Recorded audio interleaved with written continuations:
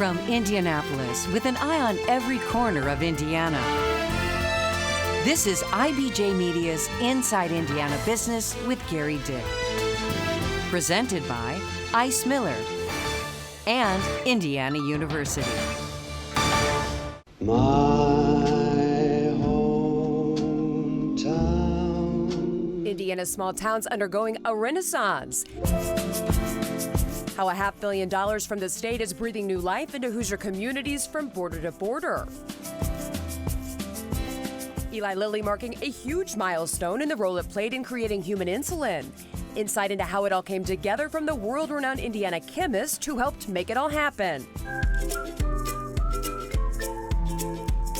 Mint chocolate chip, butter pecan, cookies and cream, and burgundy cherry, and chocolate almond.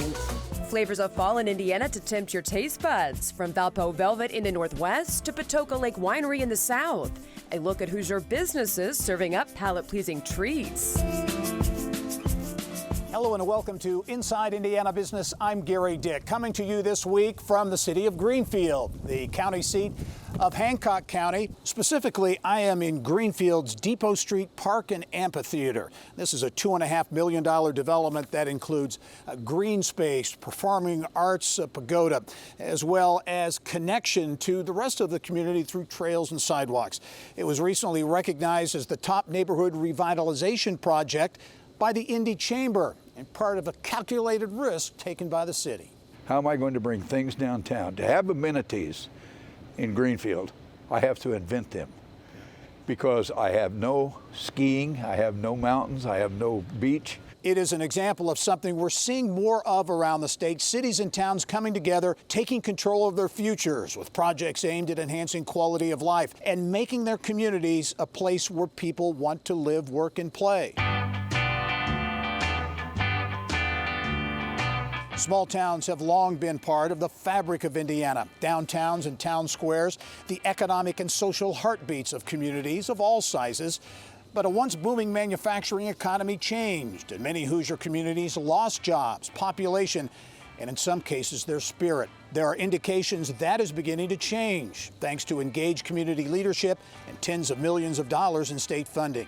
This week in nearby McCordsville, groundbreaking on the first phase of a $50 million McCord Square Town Center, what is envisioned as a mixed-use development to include residential, retail, and commercial development, green space, trails, and ultimately a new town center. That project supported by ready funding from the state. And joining me now with more on small town revival, the importance of those kinds of developments. Pleased to be joined by Denny, the Executive Director of the Office for Community and Rural Affairs, a former mayor in Huntingburg, so you know full well how these projects can be important for communities. Denny, I think it's interesting to note 60 of the 60 Indiana counties defined as rural.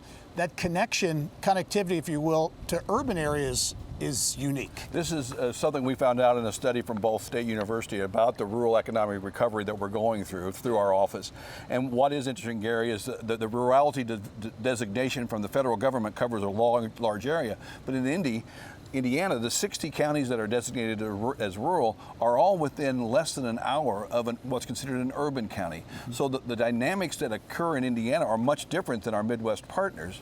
And I think that's something that Indiana can leverage and take advantage of, that you can have a quality of life and be as rural as you want to be in Indiana, but you can still be close enough to an urban center where you have an opportunity to expand and do things that only those type of centers can bring about. You talk about the importance of attracting not jobs, but people. Right.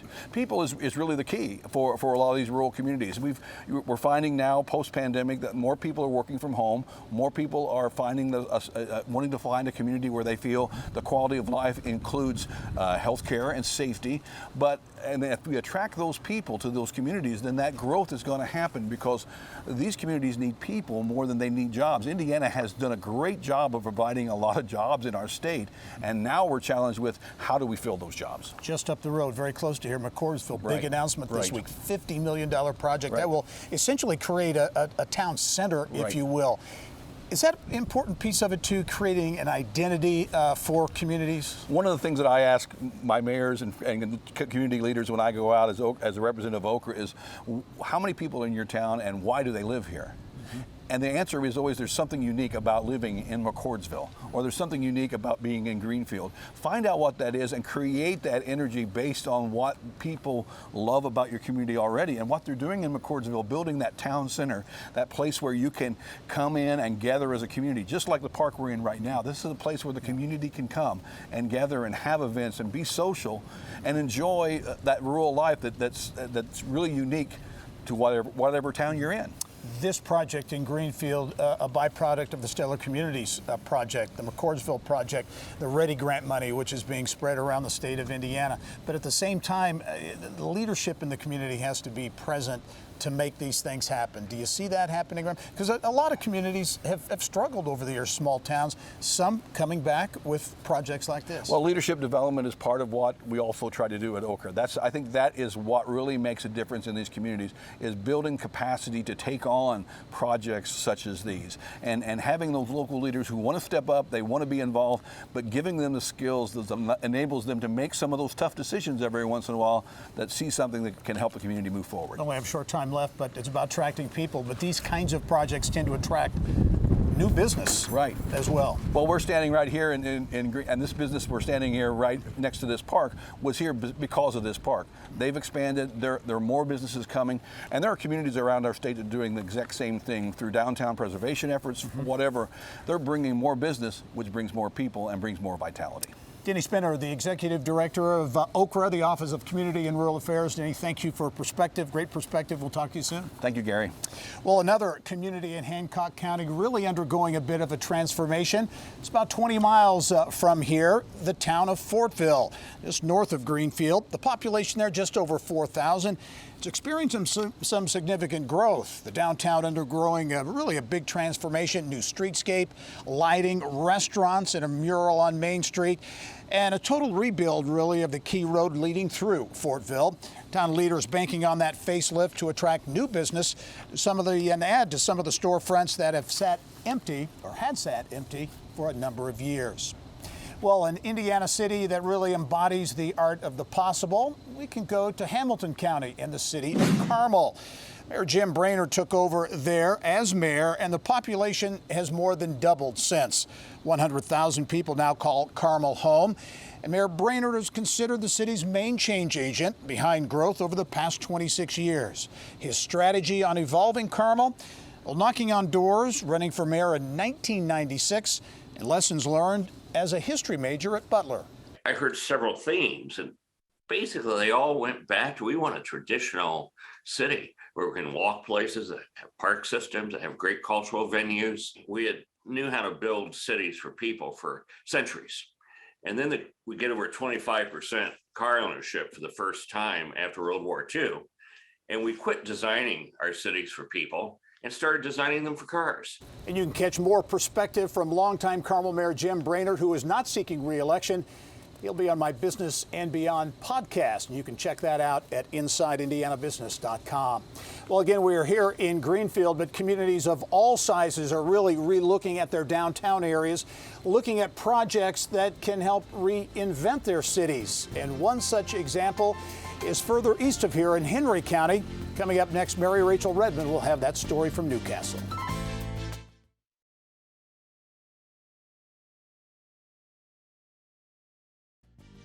Welcome back to Inside Indiana Business. Again, coming to you this week from Greenfield, the county seat of Hancock County. The theme for this week's show, small town Indiana on the rebound. And for many communities around Indiana, part of that rebound involves preserving the past. Our next story takes us to another small town about 30 miles from here in Henry County, where the heart of a downtown hangs in the balance. Mary Rachel Redmond has more from Newcastle.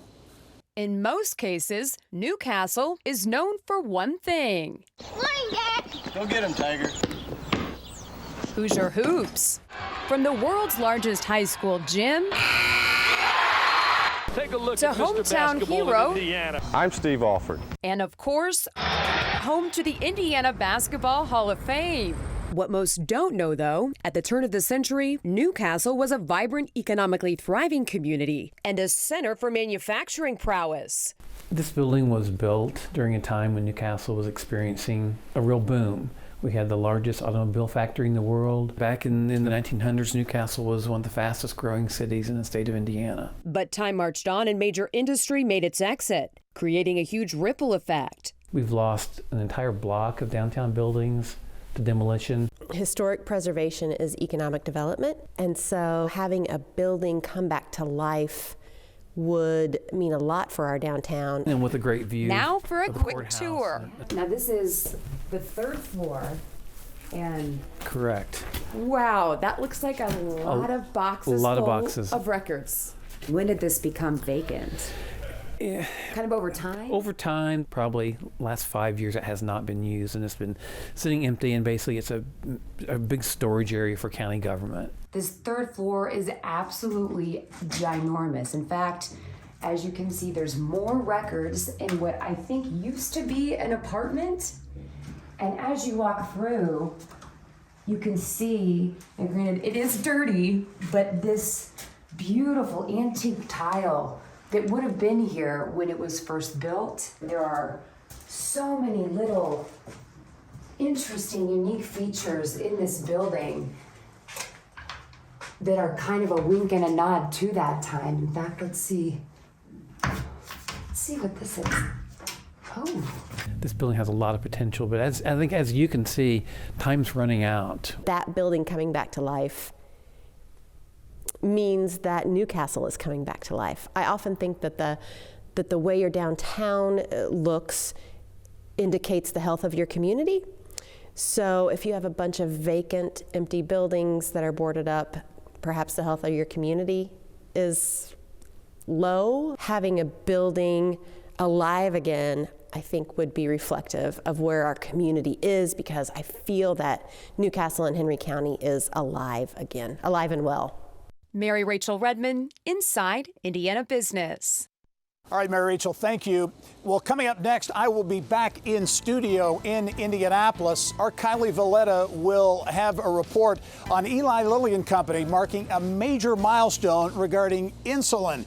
And she'll talk with a world-renowned scientist to help make that happen. That's when we return.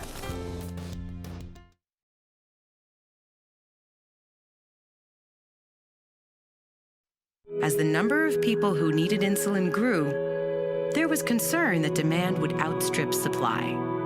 The solution was created in laboratories in the mid-1980s by scientists using genetic engineering to create synthetic insulin. Life-saving innovation created by scientists at Eli Lilly and Company here in Indianapolis. Now, Lilly's legacy in pioneering insulin, well known in Indiana, this weekend marks really a milestone, a big anniversary of a major breakthrough at Lilly. Kylie Valletta is here now with more of the business of health. Kylie. Well, thank you, Gary. This weekend marks the 40th anniversary of Humulin, which is biosynthetic insulin being registered for human use right here in Indiana. Biosynthetic means it was produced in a lab rather than from natural sources such as animals.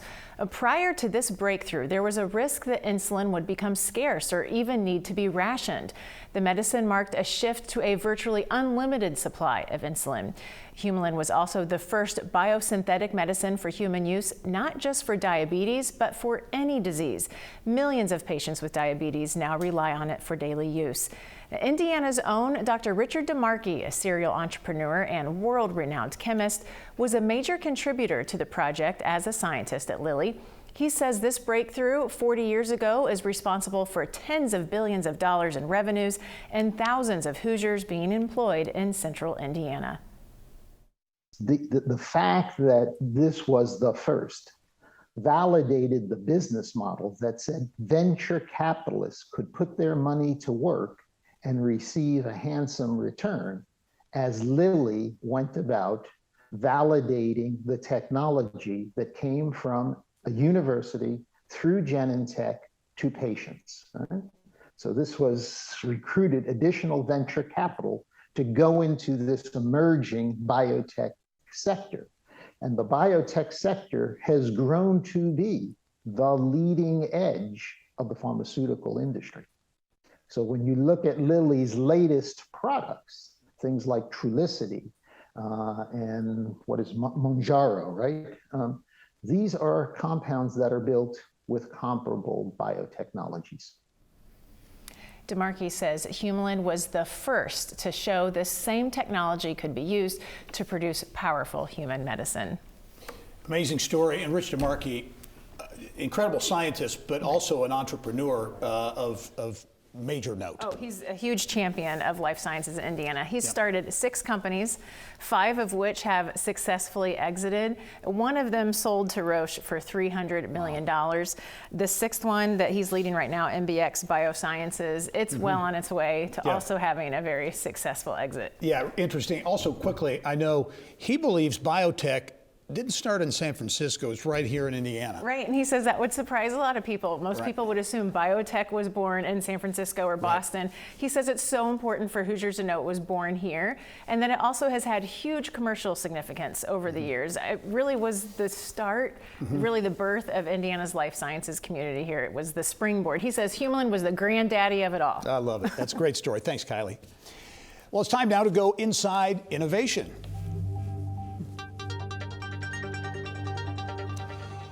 New job opportunities in Southwest Indiana. Houston-based Avangard planning to build a $100 million state-of-the-art recycling facility in Mount Vernon and adding about 200 new jobs. The plant will recycle film and flexible plastics and convert the materials to post-consumer recyclables. This process will reduce plastic waste going into landfills.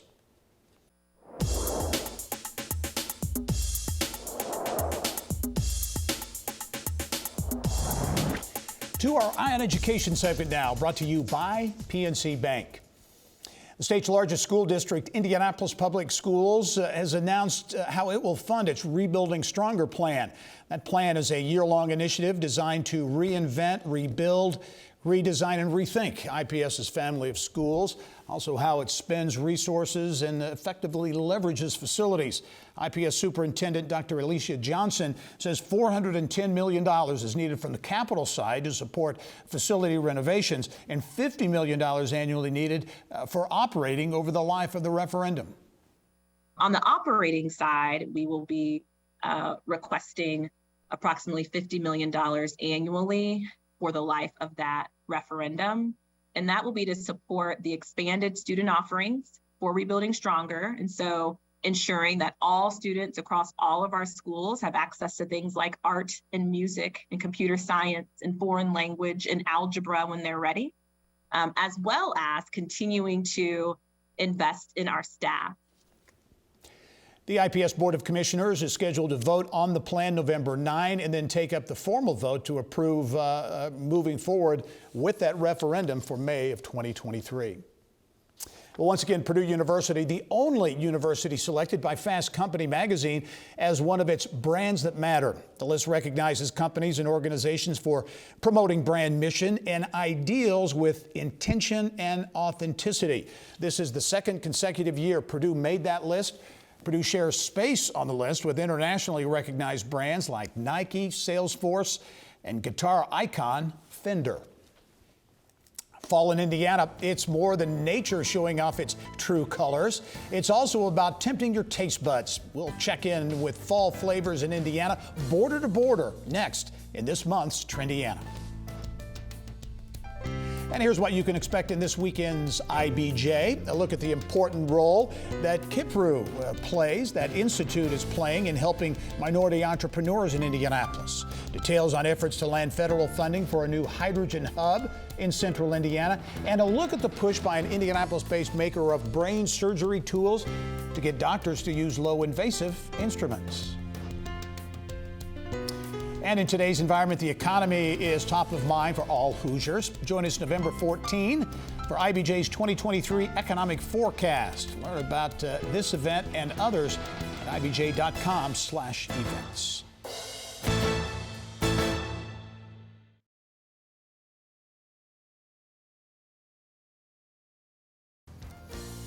Well, falling leaves, pumpkin spice, and apples, all very visible signs of fall in Indiana.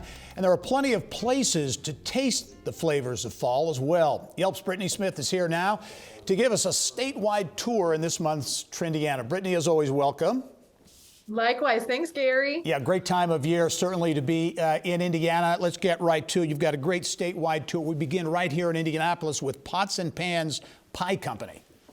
Yes, this is a women-owned business that opened up in 2016, selling their made-from-scratch pies. They use a lot of locally sourced ingredients when possible, and they actually just this year made our list of the top pie shop in every state for Indiana for 2022.